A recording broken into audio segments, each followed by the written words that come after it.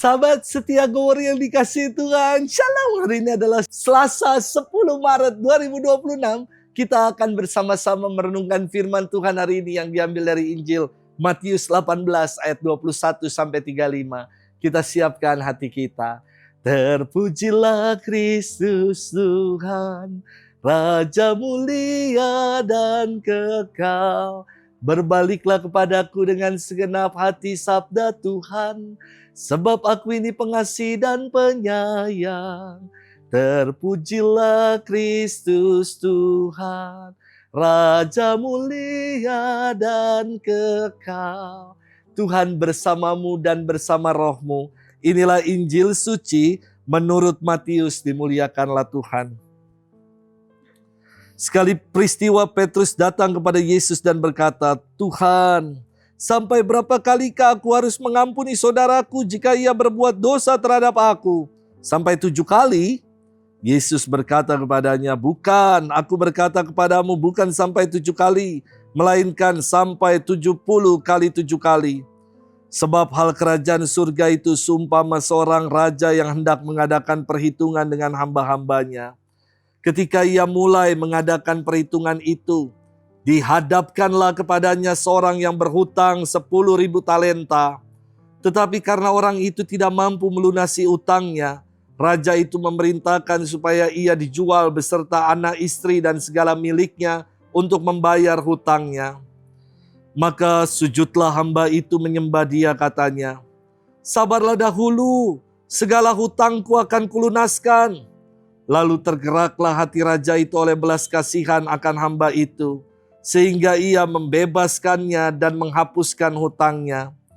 Tetapi ketika hamba itu keluar, ia bertemu dengan seorang hamba lain yang berhutang 100 dinar kepadanya.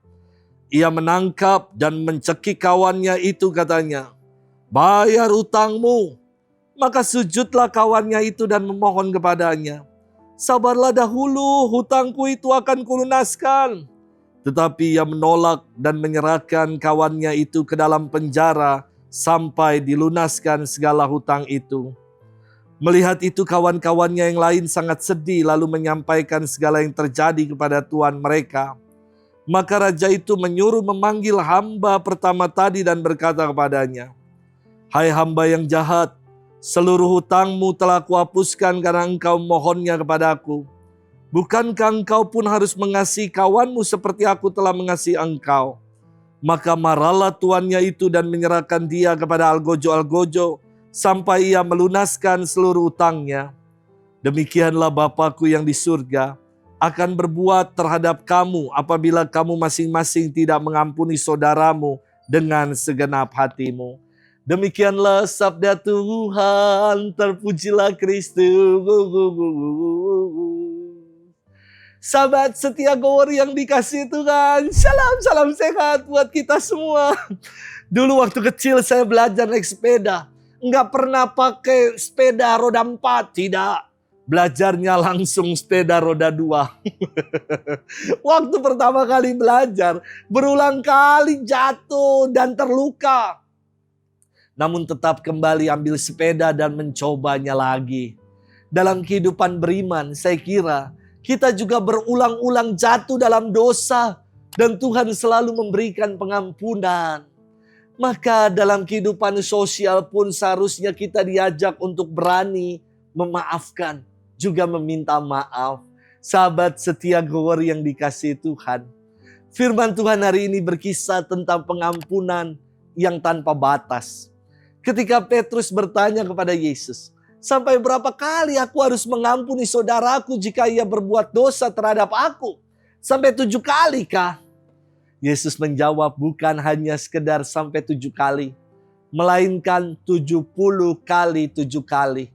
Jawaban Yesus hendak mengatakan bahwa pengampunan bukan ada batasnya 7 kali, namun tidak terhingga, tidak terbatas. Angka 7 adalah angka spesial dalam tradisi Yahudi. Dan yang spesial ini dikalikan dengan angka 10 yang menjadi angka sempurna. Maka Yesus menegaskan, kalau kita mau menjadi sempurna, hendaklah kita saling mengampuni. Apa yang ditanyakan oleh Petrus sebenarnya sudah istimewa. karena melampaui dari apa yang diajarkan oleh Taurat, yakni membalas setimpal mereka yang bersalah. Namun ajaran Yesus melampaui perhitungan manusiawi. Pengampunan itu tanpa batas.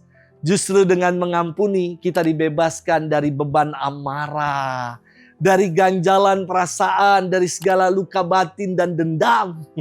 Sahabat setia Gower yang dikasihi Tuhan, seringkali mengampuni menjadi perkara yang tidak mudah.